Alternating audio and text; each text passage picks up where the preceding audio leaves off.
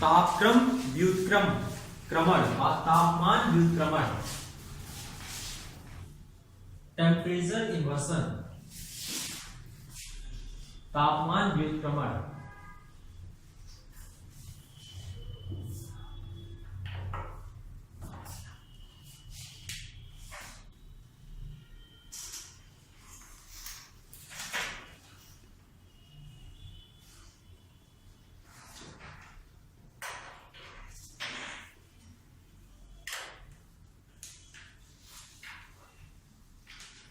ठीक है, ये घटना है। अब इस घटना के बारे में समझना है, ये घटना कैसे होती है और किन क्षेत्रों में होती है। आमतौर पे क्या होता है, आमतौर पे यदि हम देखें, यहां पर ये लैंड है, अर्थ है। चलिए पहले अर्थ की बात करता हूं। ये अर्थ है, अर्थ का बाह्य आवरण, ठीक है।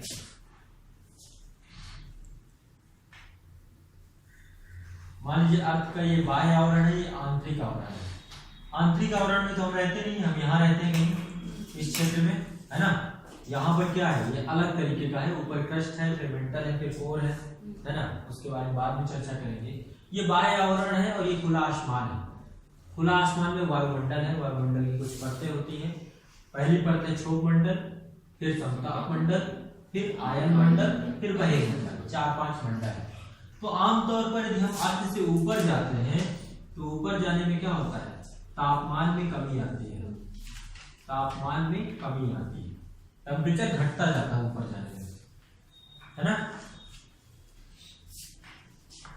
लेकिन तापमान व्युत्क्रमण वाली घटना जो है, तापमान व्युत्क्रमण, इसमें क्या होता है कि ऊपर जाने पर कुछ कुछ क्षेत्रों में, जैसे कि मरुस्थलीय क्षेत्रों में, जैसे कि घाटी वाले क्षेत्रों में, ऊपर जाने पर टेम्परेचर बढ़ता जाता है। नीचे तो 10 डिग्री होगा, ऊपर 11 होगा, 12 होगा, 13 होगा, 14 होगा। आम सामान्यता होना क्या चाहिए, ऊपर जाने पे टेम्परेचर कम होना चाहिए, है ना। यदि यहाँ पे 10 है तो यहाँ पर 9 होना चाहिए, यहाँ पे 8 होना चाहिए, यहाँ पे 7 होना चाहिए, यहाँ पे 6 होना चाहिए।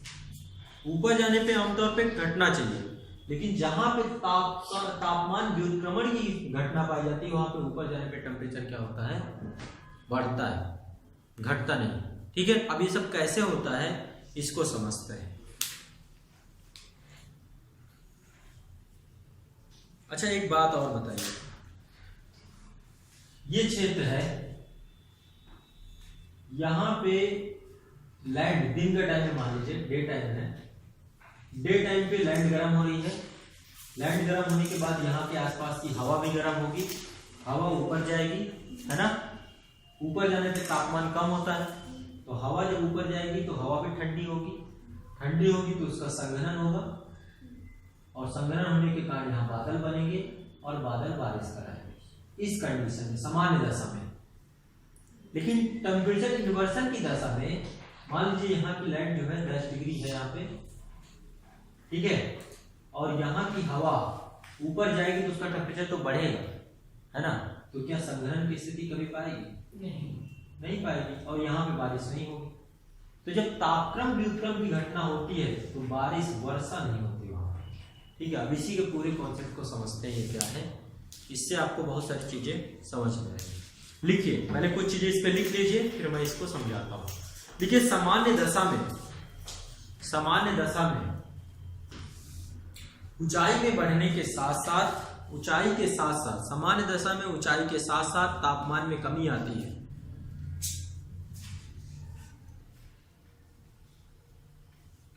सामान्य दशा में ऊंचाई के साथ साथ तापक्रम में कमी आती है, परंतु कुछ विशेष परिस्थितियों में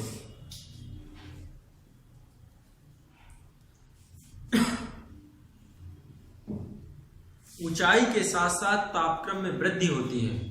इसे तापक्रम का व्युत्क्रमण कहते हैं। विशेष परिस्थितियों में ऊंचाई के साथ तापक्रम में वृद्धि होती है।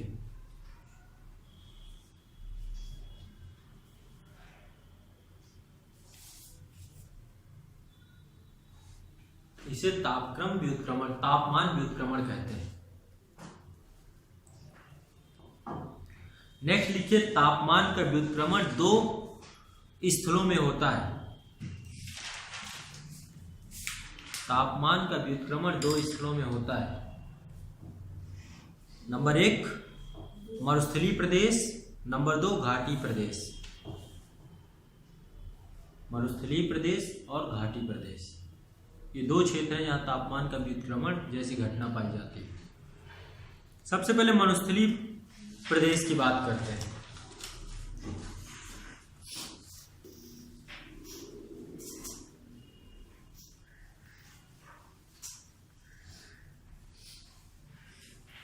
मरुस्थलीय प्रदेशों में कैसे टेम्परेचर इन्वर्सन हो जाता है।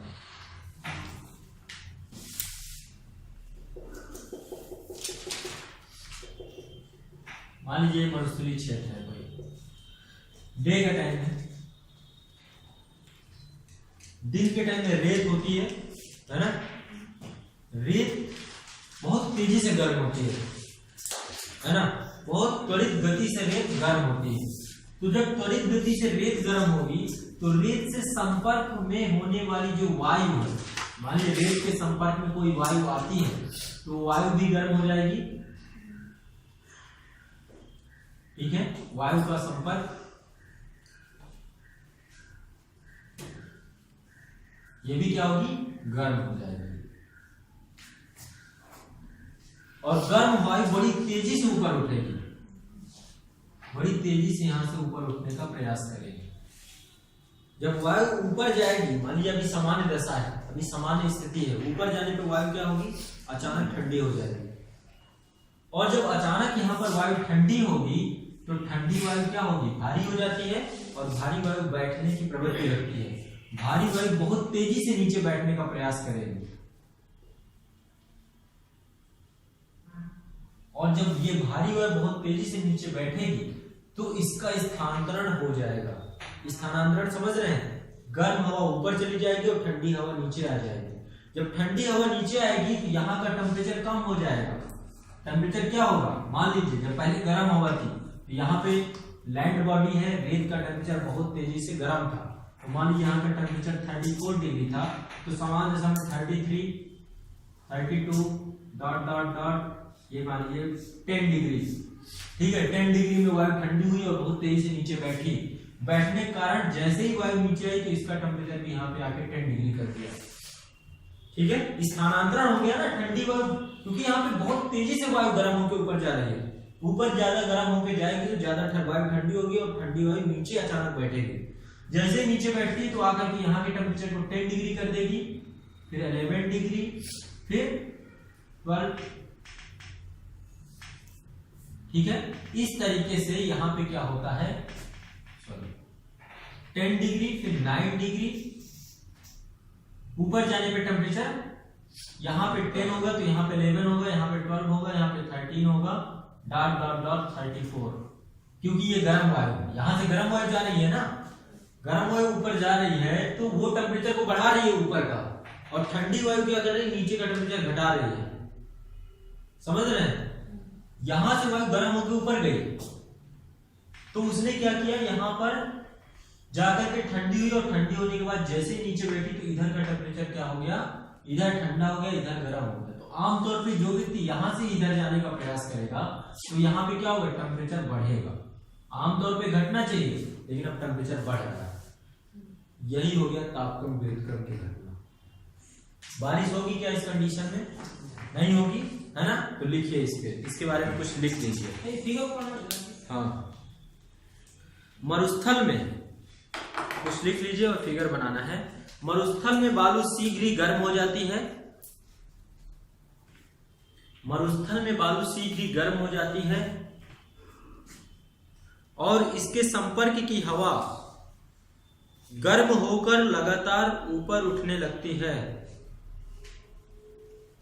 और इसके संपर्क की हवा गर्म होकर लगातार ऊपर उठने लगती है।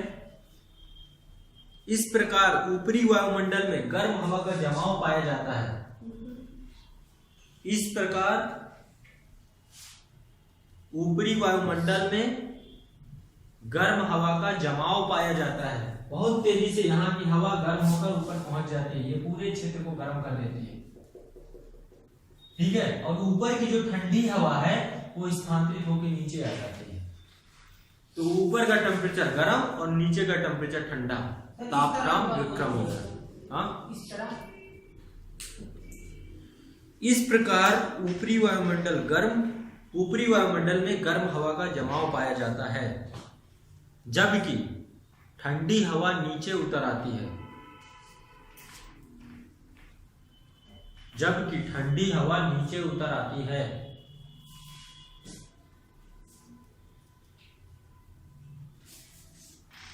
मरुस्थलीय क्षेत्रों में वर्षा नहीं होने का सबसे प्रमुख कारण मरुस्थलीय क्षेत्रों में वर्षा नहीं होने का सबसे प्रमुख कारण यहां ताप के व्युत्क्रमण का पाया जाना है। यहां ताप के व्युत्क्रमण का पाया जाना है। ठीक है, अभी मरुस्थल की चर्चा करेंगे कि मरुस्थलीय क्षेत्रों में वर्षा क्यों नहीं होती और मरुस्थल किन किन क्षेत्रों में ज्यादा बनते हैं, इन पे चर्चा करेंगे। नेक्स्ट टॉपिक में यही लूंगा, ठीक है, क्योंकि मैंने सारी दशाएं पढ़ा चुका हूं कि मरुस्थल निर्माण किन किन दशाओं से नहीं होता, उनके बारे में अभी चर्चा करने वाला है। ये तो हो गई आपके मरुस्थल क्षेत्रों की बात, है ना, कि जो ठंडी हवा है नीचे उतर आती है और मरुस्थल क्षेत्रों में वर्षा नहीं होने का सबसे प्रमुख कारण यहाँ के ताप व्युत्क्रमण की घटना ही है। ठीक है, अब घाटी क्षेत्र की बात करें। हाँ, क्या नहीं समझ में गर्म हवा जब ऊपर जाएगी तो सीधा नियम है ना, जब ऊपर जाएगी तो ऊपर पहुंचते पहुंचते ठंडी हो जाएगी। देखिए यहाँ पे क्या है, मैंने आपको बताया ये मरुस्थल रेतीला क्षेत्र है। ठीक है, रेत की प्रवृत्ति होती है बहुत तेजी से गर्म होने की, और जब रेत बहुत तेजी से गर्म होगी, रेत का टेम्परेचर आमतौर पे जो स्थल का टेम्परेचर है उससे बहुत तेजी से और भी ज्यादा गर्म हो जाता है। यदि स्थल का टेम्परेचर 34 है तो यहाँ पे मान के चलिए कि 40 प्लस ही होगा। ठीक है, 45 प्लस भी हो सकता है। तो रेत में देखते रेगिस्तान में कितनी गर्मी पड़ती है दिन के समय में, तो तेजी से ये गर्म होने के कारण आसपास की हवा बहुत तेजी से गर्म होकर बहुत तेजी से ऊपर उठेगी। तो जब बहुत तेजी से हवा यहां से ऊपर उठी और यहाँ पे क्या हुआ, इसका जमावड़ा हो गया, तो यहाँ पे रहने वाली जो ठंडी हवा है वो ठंडी हवा रिप्लेस हो गई। रिप्लेस कहाँ हो गई, यहाँ तो यहाँ की हवा ऊपर उठ गई बहुत तेजी से, यहाँ पे हवा धीरे धीरे नहीं उठ रही है, अचानक पूरी हवा गर्म होके ऊपर जा रही है। तो जो ठंडी हवा वो रिप्लेस होके नीचे आ रही, ये हो जाता है ऊपर गर्म हवा का जमाव और नीचे ठंडी हवा का जमाव। समझ रहे बात को? अब ये गर्म हवा क्या किया, अचानक से यहाँ का जो टेम्परेचर 10 डिग्री होना चाहिए उस टेम्परेचर को इसने बढ़ा दिया,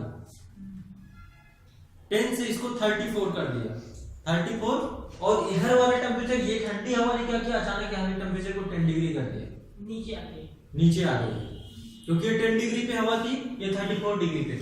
धीरे धीरे मामला सही होगा, लेकिन इसी को तो तापक्रम व्युत्क्रम हो गया, उल्टा हो गया पूरा टेम्परेचर। जहां पे ऊपर 10 डिग्री होना चाहिए वही नीचे, है ना, समझ रहे बात को? तो हवा का रिप्लेसमेंट है, गर्म हवा पूरी ऊपर चली गई, ठंडी हवा पूरी नीचे आ गई। अब धीरे धीरे क्या होगा, ये तो मान लीजिए ये रेत है, धरा हवा को तो कोई फर्क नहीं पड़ता, हवा किससे गर्म ठंडी होती है, इसी क्षेत्र से तो ठंडी गर्म होती है ना, सनलाइट से डायरेक्ट हवा तो नहीं ठंडी गर्म होती। धरातल कैसा है वो निश्चित करता है कि हवा कैसी होगी। अब ये रेत यदि गर्म है तो ये जो ठंडी हवा है कुछ समय बाद, अचानक नहीं, कुछ समय, क्योंकि बहुत ह्यूज मात्रा, बहुत बड़ा वॉल्यूम है, ठीक है, ये हवा फिर से गर्म होगी, फिर ऊपर जाएगी, तो तापक्रम व्युत्क्रम की घटना फिर खत्म भी हो जाती है। लेकिन ये आमतौर पे देखा जाता है जब बहुत ज्यादा गर्मी पड़ती है रेगिस्तानी इलाकों में, तो तापक्रम व्युत्क्रमण की घटना वहां होती है। ठीक है, अब घाटी क्षेत्र, घाटी क्षेत्र में भी मैंने बताया कि तापक्रम व्युत्क्रम होता है, तो उसमें भी लिख लीजिए। घाटी क्षेत्र में पर्वत समीर के द्वारा तापक्रम के व्युत्क्रम को जन्म दिया जाता है। ताप के व्युत्क्रमण को जन्म दिया जाता है। यह प्रभाव रात्रि के अंतिम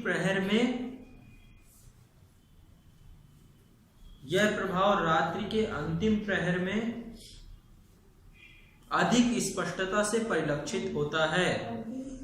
प्रहर में अधिक स्पष्टता से परिलक्षित होता है।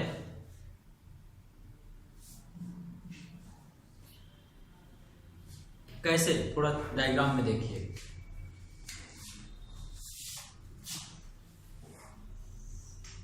ये है आपका पर्वत और यहाँ पर है आपकी घाटी। ये है घाटी वाला क्षेत्र और ये है पर्वत का शिखर वाला क्षेत्र, टॉप का क्षेत्र।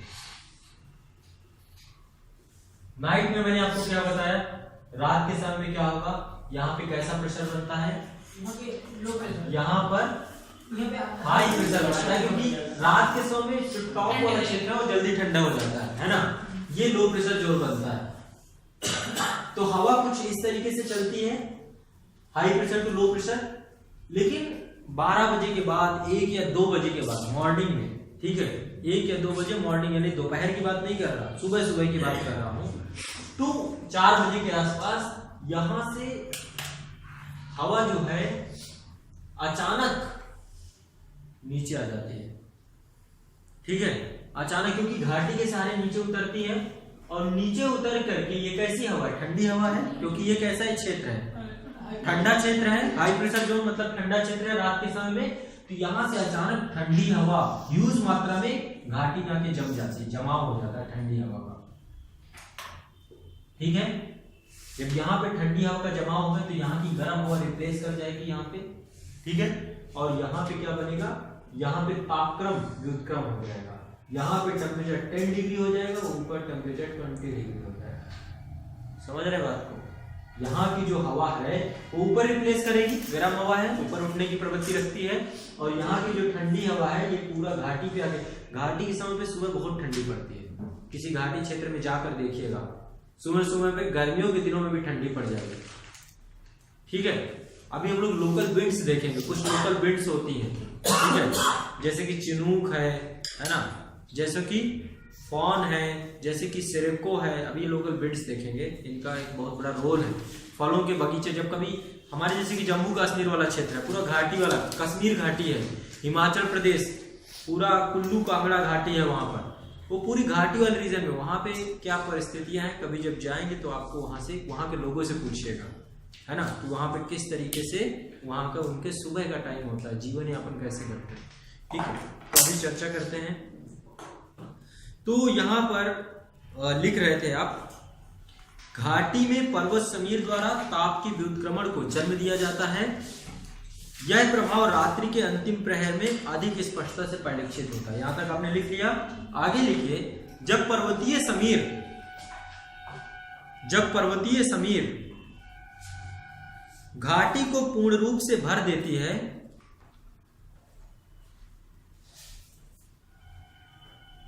जब पर्वतीय समीर घाटी को पूर्ण रूप से भर देती है तो घाटी की अपेक्षाकृत गर्म पवन का,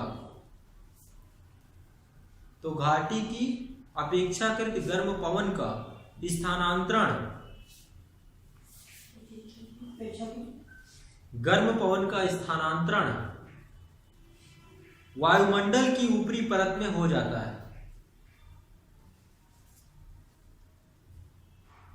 वायुमंडल की ऊपरी परत में हो जाता है।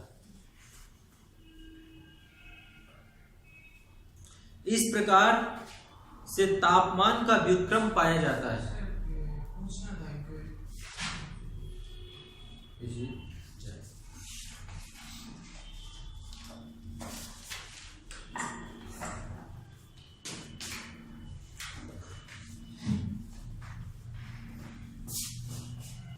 लिखिए आगे,